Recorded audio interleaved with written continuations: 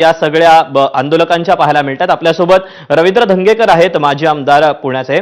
धंगेकरजी, अभूतपूर्व अशी ही वाहतूक कोंडी पाहायला मिळते। अत्यंत जी घटना घडलेली आहे त्याबद्दल संतप्त प्रतिक्रिया, त्रास, उद्विग्नता सगळंच काही पाहायला मिळतंय।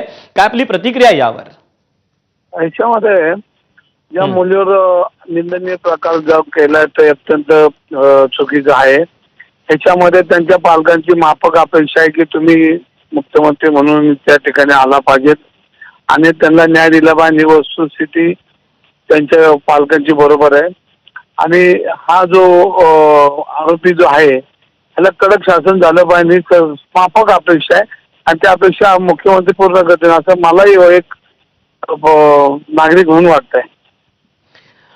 हा जो आरोपी आहे या सगळ्या घटनेमधला, तो अगोदर देखील अशाच काही घटनांमध्ये तुरुंगात गेलेला होता आणि 2019 साली देखील पॅरोलवर सुटलेला होता। गुन्हेगारी पार्श्वभूमी राहिली त्याची।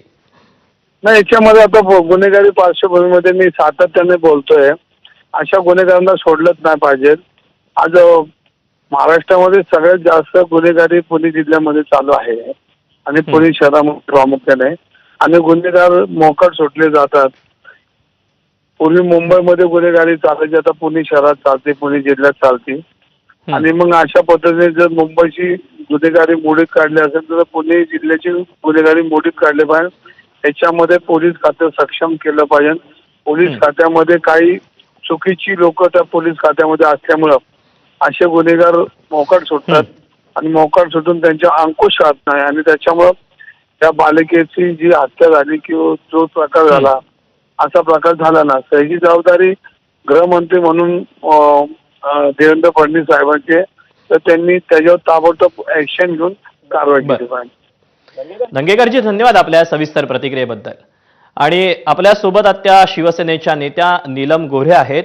नीलमताई, काय नेमकी घटना घडलेली आहे आणि त्यानंतर जे आंदोलन होतंय त्यामुळे काय नेमकी परिस्थिती उद्भवली आहे?